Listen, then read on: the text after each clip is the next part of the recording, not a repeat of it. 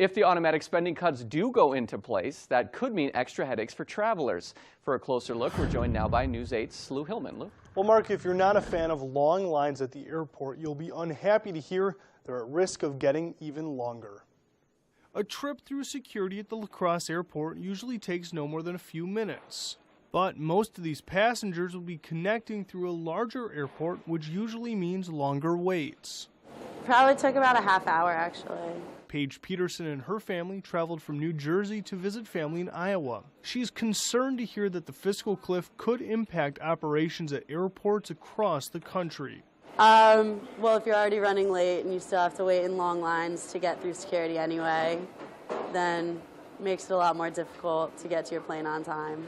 A report put together by a ranking member of the House Appropriations Committee estimates how the fiscal cliff will impact airports.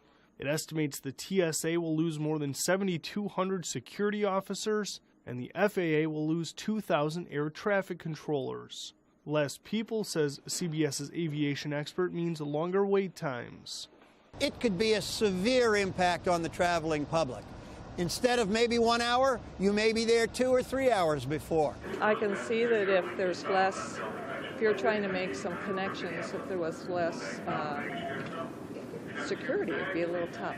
Dorothy and Michael Borghi traveled to La Crosse from Montana. They're worried about the long-term impact possible cuts will have on small airports. I'm not an expert on airports, but I think that the political power resides with the large metropolitan areas and not smaller or rural areas. The estimated cuts between the TSA and the FAA total nearly $1.5 billion. The cuts account for about 8% of each administration's budget. Mark? All right, thank you, Lou. Be sure to stay tuned right here to News 8 and News8000.com for the latest on the fiscal cliff. We'll be sure to bring you any developments if they do happen throughout the night.